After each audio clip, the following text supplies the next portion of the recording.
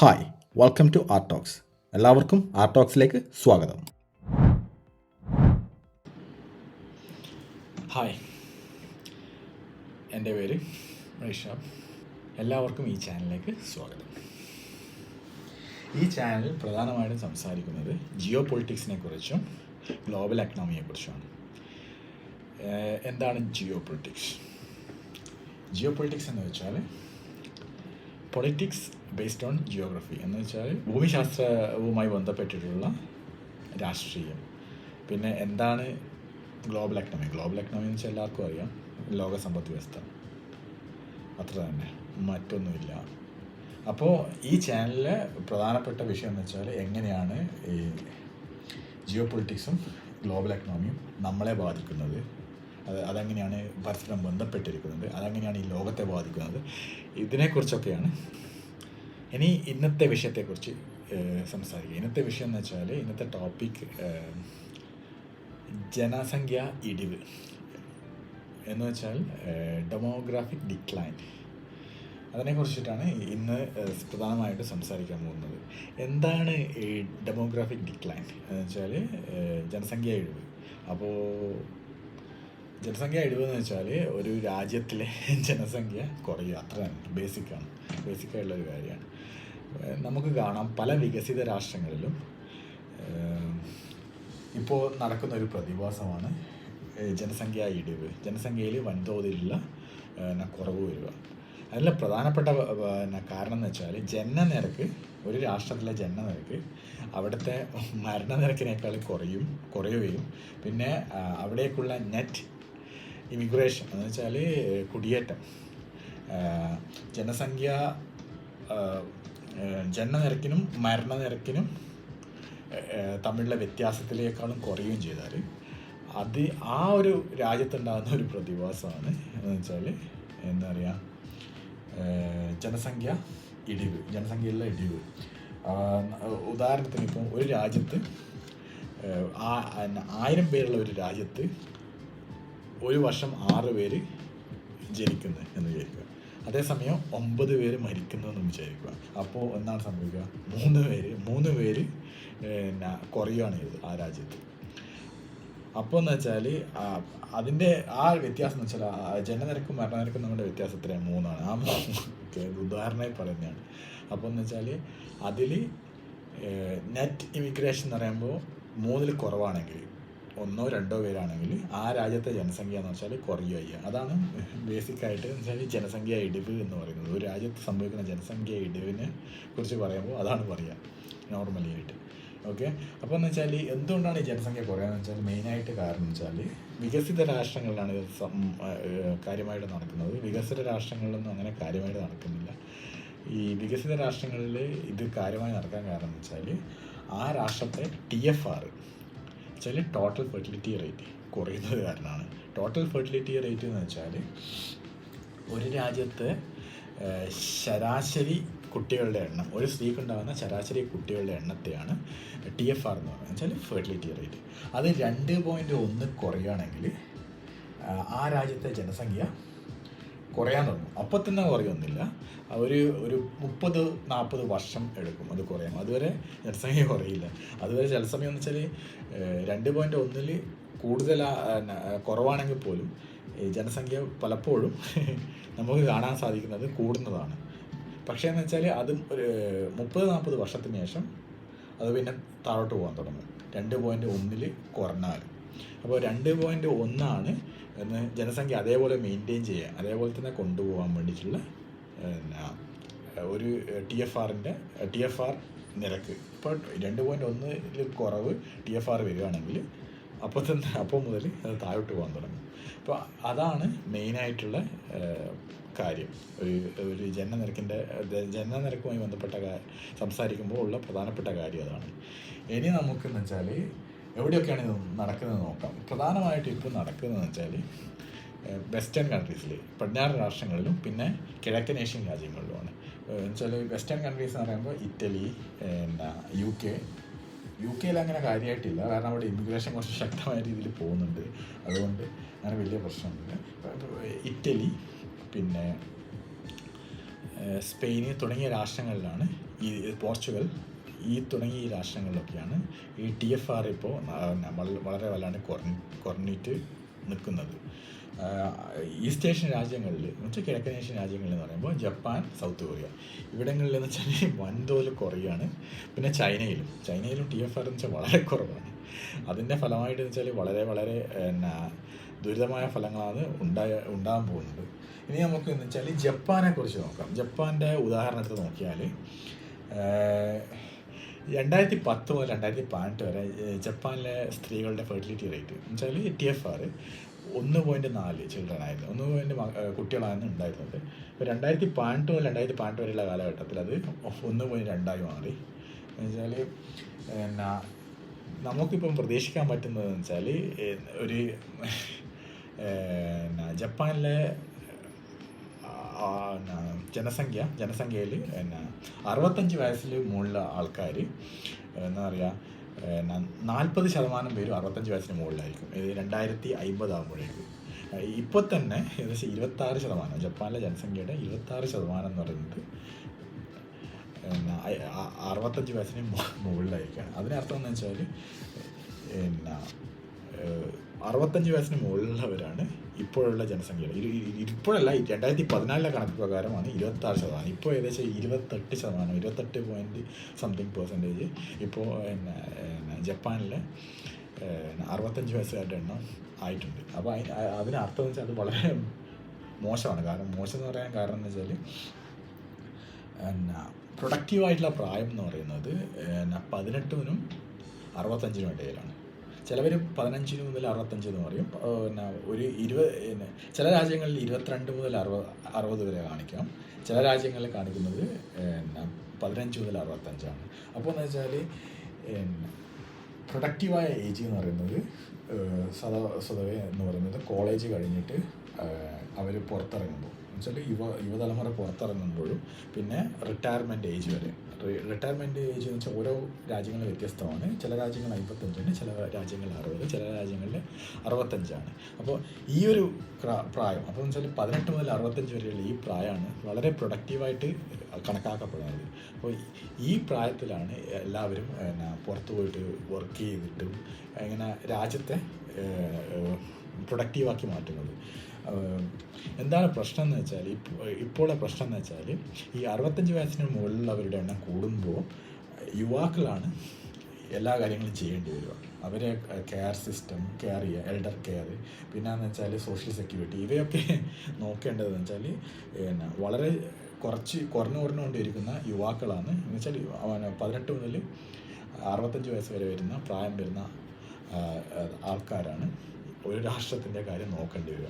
അപ്പോൾ അതിനെ കൊണ്ടുണ്ടാകുന്ന പ്രശ്നം എന്ന് വെച്ചാൽ സോഷ്യൽ സെക്യൂരിറ്റി. ഈ യൂറോപ്യൻ രാജ്യങ്ങളും കിഴക്കൻ ഏഷ്യൻ രാജ്യങ്ങളൊക്കെ എന്ന് വെച്ചാൽ വളരെ വലിയ സോഷ്യൽ സെക്യൂരിറ്റിയും വെൽഫെയറും ഒക്കെയുള്ള രാജ്യങ്ങളാണ്. അപ്പോൾ അവർക്ക് അതിന് പ്രശ്നങ്ങളുണ്ടാവും. നമുക്കിപ്പം കാണാൻ പറ്റും 2010 12,80,00,000 പേരായിരുന്നു ജപ്പാനിലുണ്ടായിരുന്നത്. 2005 ആകുമ്പോഴേക്കും അത് 12,70,00,000 മാറി.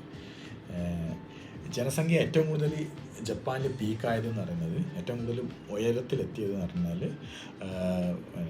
2008 12,81,00,000 അതായിരുന്നു.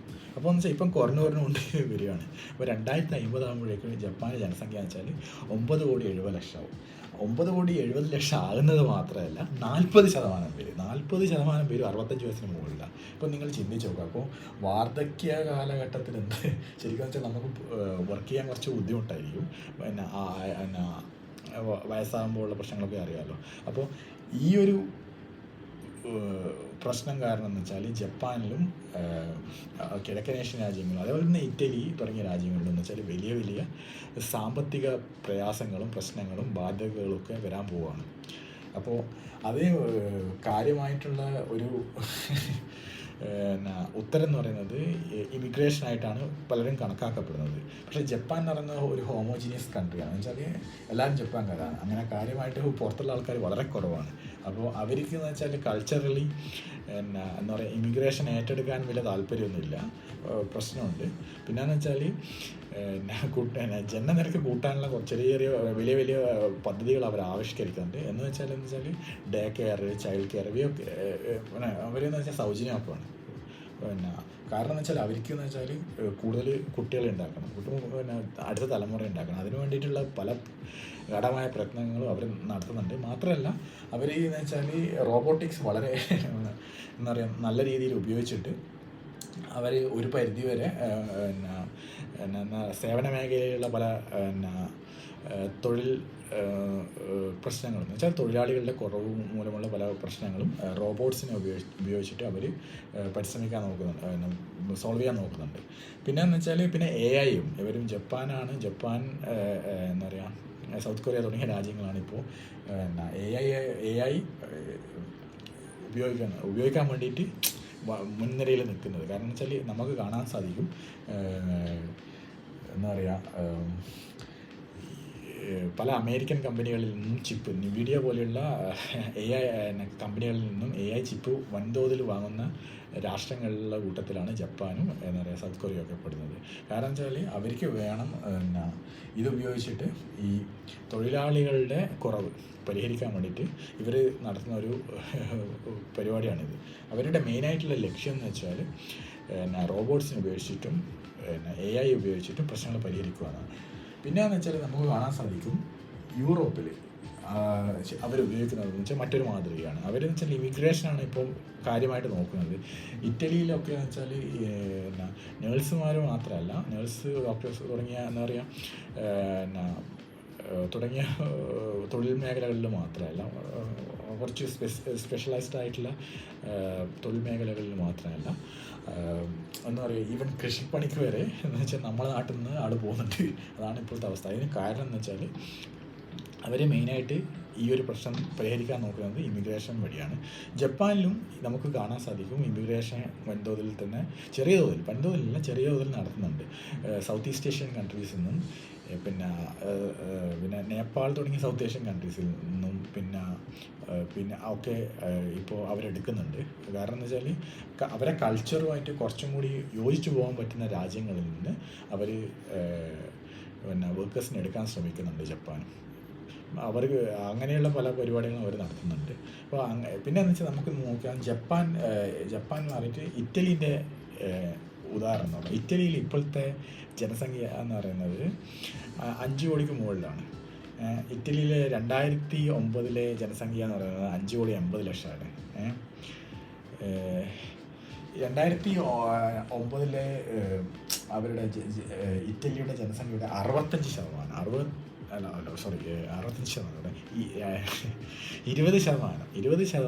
65 വയസ്സിന് മുകളിലുള്ളവരാണ്. 2022 TFR ഇറ്റലിയിലെ TFR എന്ന് വെച്ചാൽ 1.24%. 1.24%. പിന്നെ 2005 ഇറ്റലിയിൽ ഏറ്റവും കൂടുതൽ ആൾക്കാർ ഉണ്ടായിരുന്നത് എന്ന് വെച്ചാൽ 6,07,96,000. അതാണ് ഇറ്റലിയിലെ ഏറ്റവും വലിയ ജനസംഖ്യ ആയി മാറിയത്. ഇപ്പോൾ എന്ന് വെച്ചാൽ അതിൽ കുറയാണ്. ഇപ്പോൾ 5,89,00,000. അതാണ് ഇപ്പോഴത്തെ ജനസംഖ്യ.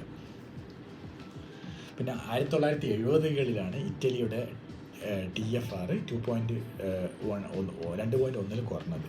അതേപോലെ തന്നെ ജപ്പാൻ്റെയും 1970-കളിലാണ് TFR കുറഞ്ഞത്. 70-കളുടെ അവസാനമാണ് TFR ഇറ്റലിയിലും ജപ്പാനിലും എന്ന് പറയാം 2.1 നിന്ന് കുറഞ്ഞത്. അതിൻ്റെ ഫലമായിട്ട് 30-40 വർഷം കഴിയുമ്പോൾ തന്നെ അവിടെ ജനസംഖ്യ കുറയുകയാണ്. ഇപ്പോൾ 2009 ജനസംഖ്യ 2015 ഇപ്പോൾ ആണ് ഏറ്റവും കൂടുതൽ ജനസംഖ്യ. അതിന് ശേഷം എന്ന് വെച്ചാൽ താഴോട്ട് പോയിക്കൊണ്ടിരിക്കുകയാണ്. ഇപ്പോൾ എന്ന് പറഞ്ഞാൽ അവരുടെ ജനസംഖ്യ എന്ന് വെച്ചാൽ 5.89 ഇപ്പോൾ എന്ന് വെച്ചാൽ കുറഞ്ഞുകൊണ്ടിരിക്കുകയാണ് ഇറ്റലിയിലെ ജനസംഖ്യ. ഇത് തന്നെയാണ് പല വികസിത രാഷ്ട്രങ്ങളിലുള്ള പ്രധാനപ്പെട്ട പ്രശ്നങ്ങൾ. കാരണം എന്ന് വെച്ചാൽ 1970-കളിലും 80-കളിലും അവരുടെ TFR ടോട്ടൽ ഫെർട്ടിലിറ്റി റേറ്റ് താഴോട്ട് പോയി, 2.1 താഴോട്ട് പോയി. അതിൻ്റെ ഫലമായിട്ട് എന്ന് വെച്ചാൽ ഇപ്പോൾ എന്ന് വെച്ചാൽ അവിടെ ഒരു ജനസംഖ്യയിൽ ഒരു ഇടിവ് വന്നുകൊണ്ടിരിക്കുകയാണ്. അപ്പോൾ അതിനെ അവരെന്ന് വെച്ചാൽ പ്രധാനമായിട്ടും അതിൻ്റെ എഫക്റ്റ് ഒഴിവാക്കാൻ ശ്രമിക്കുന്നത് എന്ന് വെച്ചാൽ നമ്മളെ രാജ്യങ്ങളെ പോലെ വികസ്വര രാഷ്ട്രങ്ങളിൽ ഇന്ത്യ പോലെയുള്ള അല്ലെങ്കിൽ മറ്റ് സൗത്ത് ഏഷ്യൻ കൺട്രീസ്, അല്ലെങ്കിൽ എന്ന് വെച്ചാൽ ഈവൺ ആഫ്രിക്കൻ കൺട്രീസിൽ നിന്നായിക്കോട്ടെ, മിഡിൽ ഈസ്റ്റിൽ നിന്നായിക്കോട്ടെ, എന്ന് വെച്ചാൽ ജനസംഖ്യ കുറച്ചുള്ള രാജ്യങ്ങളിൽ നിന്ന് അവിടത്തേക്ക് ഇറക്കുമതിയാണ്. ഈവൺ അമേരിക്കയിലും കാണാം നമുക്കത്. പിന്നെ കാനഡയിലൊക്കെ ഉണ്ട്. പിന്നെ കാനഡയിലൊക്കെയുള്ള പ്രശ്നം എന്ന് വെച്ചാൽ ഒരു പരിധി വിട്ടിട്ട് അവരെന്ന് വെച്ചാൽ പിന്നെ വിസ കൊടുത്ത് ഇട്ടതിൻ്റെ ഫലങ്ങളെല്ലാം അത് വേറെയുണ്ട്. പിന്നെ അതേപോലെ തന്നെ അഭയാർത്ഥി പ്രശ്നങ്ങളൊക്കെ ഉണ്ട്. അതെന്ന് വെച്ചാൽ അവരെന്ന് വെച്ചാൽ റെഫ്യൂജീസിനെ എടുത്തതുകൊണ്ടാണ്. അവർ സ്കിൽഡ് ലേബേഴ്സിനെ എടുക്കുന്നതിന് പകരം റെഫ്യൂജീസിനെ എടുക്കുമ്പോൾ അതിൻ്റേതായ പ്രശ്നങ്ങളുണ്ട്. അപ്പോൾ പക്ഷേ എന്ന് വെച്ചാൽ അവരുടെ അവർക്കെന്ന് വെച്ചാൽ ഇമിഗ്രേഷൻ അങ്ങനെ ടോട്ടലായിട്ട് ഒഴിവാക്കാനൊന്നും പറ്റില്ല. പക്ഷേ കുറച്ച് കാലത്തേക്ക് അവർ ഇമിഗ്രേഷൻ്റെ കാര്യത്തിൽ കുറച്ച് ശക്തമായ നിലപാടെടുക്കും. വേറെ ഒന്നും കൊണ്ടല്ല. ഇപ്പം എന്ന് പറഞ്ഞാൽ അൺകൺട്രോൾഡ് ആയിട്ടുള്ള ഇമിഗ്രേഷൻ കാരണം കുറച്ച് പ്രശ്നങ്ങളൊക്കെ ഈ രാജ്യങ്ങൾ വെസ്റ്റേൺ കൺട്രീസിൽ ഉണ്ടായിട്ടുണ്ട്. അതുകൊണ്ടാണ്. പക്ഷേ അതിന് ശേഷം എന്ന് വെച്ചാൽ അവർ ഒരു കുറച്ച് വർഷങ്ങൾക്ക് ശേഷം അവർ എടുക്കാൻ പോകുന്ന നിലപാടെന്ന് വെച്ചാൽ വളരെ കൺട്രോൾഡ് ആയിട്ടുള്ള ഇമിഗ്രേഷൻ ആയിരിക്കും. പക്ഷേ എന്ന് വെച്ചാൽ അവർക്ക് വേണ്ട സ്കിൽഡ് ആയിട്ടുള്ള ആൾക്കാരെ നമ്മുടെ നാട്ടിൽ നിന്നൊക്കെ എടുക്കും. പിന്നെ എന്ന് വെച്ചാൽ ഇന്ത്യയിൽ ഓൾറെഡി ഇപ്പോൾ 2.1 കുറഞ്ഞു. TFR എന്ന് പറഞ്ഞാൽ 2.1 കുറഞ്ഞു. ഒരു മിനിറ്റ്. നമ്മളുടെ TFR ഇപ്പോൾ എന്ന് വെച്ചാൽ 2.01 ഇന്ത്യയിലെ TFR. അമേരിക്കയിലെ USA TFR എന്ന് പറയുമ്പോൾ 1.66 ജർമ്മനിയിലെ 1.46. കേരളത്തിൻ്റെതെന്ന് വെച്ചാൽ 1.8. നമ്മൾ ഒരു വികസിത രാഷ്ട്രത്തിൻ്റെ ആ നിലവാരത്തിലേക്ക് വന്നിരിക്കുകയാണ്. മലേഷ്യയിലുണ്ട് 1.79. ഇപ്പോൾ സൗത്ത് കൊറിയയാണ് ഏറ്റവും കുറവ് TFRൻ്റെ കാര്യത്തിൽ 0.78. എന്ന് വെച്ചാൽ മേജർ എക്കണോമിക്സിൻ്റെ കാര്യത്തിൽ ഏറ്റവും കുറവ് TFR എന്ന് പറയുന്നത് സൗത്ത് കൊറിയക്കാണ്. 0.78 എന്നുവെച്ചാൽ 0.78. നല്ല കാര്യമൊന്നുമല്ല ഇത്. കാരണം ഇതെല്ലാം എന്ന് വെച്ചാൽ വളരെ വലിയ പ്രശ്നങ്ങളാണ് ഭാവിയിൽ ഉണ്ടാക്കുക. കാരണം എന്ന് വെച്ചാൽ വൻതോതിൽ ഇമിഗ്രേഷൻ വരികയാണെങ്കിൽ എന്ന് വെച്ചാൽ അതിനെക്കൊണ്ടുള്ള പ്രശ്നങ്ങൾ എന്ന് പറഞ്ഞാൽ വേറെ തന്നെയുണ്ട്. നമുക്കറിയാം കൾച്ചർ ചേഞ്ച് ആവും, ലാംഗ്വേജ് ചേഞ്ച് ആവും, ഒക്കെ ചേഞ്ച് ആവും. എന്ന് വെച്ചാൽ കുറേ രാഷ്ട്രങ്ങൾ അൺകൺട്രോൾഡാണ് ഇമിഗ്രേഷൻ എങ്കിൽ എന്ന് വെച്ചാൽ ലാംഗ്വേജ് ചേഞ്ച് ആവും. പക്ഷേ കൺട്രോൾഡാണ് ഇമിഗ്രേഷൻ എങ്കിൽ പോലും ഒരു മൊത്തത്തിൽ സംസ്കാരത്തിലൊക്കെ കാര്യമായ മാറ്റങ്ങളുണ്ടാവും. അതെന്ന് വെച്ചാൽ ഏത് രാഷ്ട്രത്തിലാണെങ്കിലും ശരി. ഭാഷയിൽ ഭാഷ തത്സമയം എന്ന് വെച്ചാൽ അത് തന്നെയായിട്ട് നിലനിൽക്കുമായിരിക്കും. കുറച്ച് ലോൺ വേർഡ്സ് ഉണ്ടാവും. പക്ഷേ എന്ന് വെച്ചാൽ ആ ഒരു സംസ്കാരം മാറും. അത് ഒരു നോർമലാണ്. എന്ന് വെച്ചാൽ ഇപ്പം എന്ന് വെച്ചാൽ അമേരിക്കയിൽ തന്നെ നോക്കാം. ഇപ്പോൾ എന്ന് വെച്ചാൽ ഇമിഗ്രേഷൻ വൻതോതിൽ വന്നതുകൊണ്ട് ഇപ്പോൾ എന്ന് വെച്ചാൽ കാത്തലിക്സാണ് ഇപ്പോൾ അവിടെ ഏറ്റവും കൂടുതൽ വൻതോതിൽ വർദ്ധിക്കുന്നത്. അതൊരു പ്രൊട്ടസ്റ്റൻ്റ് മെജോറിറ്റി കൺട്രിയാണ്. ഇപ്പോൾ എന്ന് വെച്ചാൽ കാത്തലിക്സ് വൻതോതിൽ വളർന്നുകൊണ്ടിരിക്കുകയാണ്. അതേപോലെ തന്നെ ലാറ്റിനോസ്, സൗത്ത് അമേരിക്കൻസും സെൻട്രൽ അമേരിക്കൻസും ഒക്കെ വൻതോതിൽ വന്ന് അവിടെ കൾച്ചറിലും ചെറിയ വൻതോതിൽ മാറ്റം വന്നുകൊണ്ടിരിക്കുകയാണ്. അപ്പോൾ അത് നോർമലാണ്. എന്ന് വെച്ചാൽ ഇതെന്ന് പറഞ്ഞാൽ ഒരു ലോകത്തിൻ്റെ പോക്ക് അങ്ങനെയാണ്. ലോകത്തെന്ന് വെച്ചാൽ ഇമിഗ്രേഷനെ കൂടാതെ നമ്മളെ വികസിത രാഷ്ട്രങ്ങൾക്കൊന്നും മുന്നോട്ട് പോകാൻ പറ്റില്ല. അതാണ് സത്യം. പിന്നെ പറയുകയാണെങ്കിൽ എന്ന് വെച്ചാൽ ചൈനയിൽ നിന്നാണ് ഏറ്റവും വലിയ പ്രശ്നം വരാൻ പോകുന്നത്. ചൈനയിലും സൗത്ത് കൊറിയയിലും. കാരണം 1.18 അവിടുത്തെ ഇപ്പോഴത്തെ TFR 2022 TFR എന്ന് പറയുന്നത് 1.18. വൺ ചൈൽഡ് പോളിസി എന്ന് പറഞ്ഞത് വൻതോതിൽ പ്രശ്നം സൃഷ്ടിച്ചുകൊണ്ടിരിക്കുന്ന ഒരു കാര്യമാണ്. അപ്പോൾ ചൈനയിൽ എന്ന് പറഞ്ഞാൽ ഒരു വൻതോതിലുള്ള ഒരു സാമ്പത്തിക പ്രതിസന്ധി ഒരു 20-25 വർഷം കൊണ്ട് ഉണ്ടാകാൻ പോകുന്നു. കാരണം എന്ന് വെച്ചാൽ 1970കളിലാണ് 70കളുടെ അവസാനമാണ് അവരെന്ന് വെച്ചാൽ വൺ ചൈൽഡ് പോളിസി കൊണ്ടുവന്നത്. അർബൻ ഏരിയാസിൽ ഒരു കുട്ടി, റൂറൽ ഏരിയാസിൽ 2 കുട്ടികൾ. അതാണ് അവരുടെ വൺ ചൈൽഡ് പോളിസിൻ്റെ ഒരു ആ രീതിയിലാണ് വൺ ചൈൽഡ് പോളിസി കൊണ്ടുവന്നത്. അതിനെക്കൊണ്ടുള്ള അത് എന്ന് പറഞ്ഞാൽ 2010 വരെ വൺ ചൈൽഡ് പോളിസി ഉണ്ടായിരുന്നു. 2022 മറ്റുമാണ് അവരെന്ന് വെച്ചാൽ ആ ഒരു പോളിസി മൊത്തത്തിൽ സ്ക്രാപ്പ് ചെയ്തത്. അതുവരെ അവർ അത് കൊണ്ടു നടന്നു. ശരിക്കും എന്ന് പറഞ്ഞാൽ 2000 ആകുമ്പോഴേക്കും അവർ ശരിക്കും പറഞ്ഞാൽ അത് സ്ക്രാപ്പ് ചെയ്യേണ്ടതായിരുന്നു. പക്ഷേ എന്ന് വെച്ചാൽ അതിനെക്കുറിച്ചൊന്നും കൂടുതൽ ചിന്തിക്കാതെ പഴയ ഒരു മാവോ സേതുങ്ങിൻ്റെ കാലഘട്ടത്തിലുള്ള ചിന്താ രീതിയിൽ തന്നെ മുന്നോട്ട് പോയതുകൊണ്ടാണ് ഇപ്പോൾ എന്ന് വെച്ചാൽ വളരെ വലിയൊരു പ്രശ്നമാണ് ഉണ്ടാകാൻ പോകുന്നത്. പ്രത്യേകിച്ച് എന്ന് വെച്ചാൽ പിന്നെ ഈ 70കളിലെ ജനസംഖ്യ 70കളിൽ ജനിച്ചവരെന്ന് വെച്ചാൽ ഇപ്പോൾ എന്ന് പറഞ്ഞാൽ 54-55 അങ്ങനെയുള്ള ആ ഒരു പ്രായത്തിലാണുള്ളത്. അവരെന്ന് പറഞ്ഞാൽ റിട്ടയർമെൻറ്റ് ആകുന്നതോടെ ജനസംഖ്യയിൽ ഒരു വൻ ഡ്രോപ്പ് ഉണ്ടാകും. അപ്പം എന്ന് വെച്ചാൽ അതിനെ കൊണ്ടെന്ന് വെച്ചാൽ ചൈനയിലുള്ള പ്രശ്നങ്ങൾ എന്ന് വെച്ചാൽ വളരെ വലുതായിരിക്കും. സാമ്പത്തികമായിട്ട് അവരെ ബാധിക്കും, അവരെ പ്രൊഡക്ടിവിറ്റി കുറയും. പിന്നെ പക്ഷേ അതിനു മുമ്പ് തന്നെ AI-യും റോബോട്ടിക്സൊക്കെ ഉപയോഗിച്ചിട്ട് കാര്യങ്ങൾ സോൾവ് ചെയ്യാൻ വേണ്ടി ശ്രമിക്കുകയാണ് ചൈന അടക്കമുള്ള പല രാഷ്ട്രങ്ങളും. ചൈന എന്ന് പറയുമ്പോൾ വികസിതം പോലും ആയിട്ടില്ല. ജപ്പാൻ്റെ കാര്യത്തിലും സൗത്ത് കൊറിയയുടെ കാര്യത്തിലൊക്കെ എന്ന് വെച്ചാൽ അവർ വികസിത രാഷ്ട്രങ്ങളായി മാറി ഓൾറെഡി. എന്നാലെന്ന് വെച്ചാൽ ചൈനയുടെ അവസ്ഥ എന്ന് വെച്ചാൽ ചൈന ഇപ്പോഴും വികസിത രാജ്യമല്ല. ചൈന ഇപ്പോഴും ഒരു എന്താ പറയുക ഡെവലപ്പിംഗ് നേഷനാണ്. അപ്പോൾ അതിൻ്റേതായിട്ടുള്ള പ്രശ്നങ്ങളും ചൈനക്ക് ഉണ്ടാവും. അപ്പോൾ ഇതൊക്കെയാണ് ഇപ്പോൾ പറയാനുള്ളത്. കൂടുതൽ ഈ എന്താ പറയുക ജനസംഖ്യ ഇടിവിനെക്കുറിച്ച് മറ്റൊരു എപ്പിസോഡിൽ സംസാരിക്കുന്നതായിരിക്കും. എന്നാൽ ശരി, ബൈ.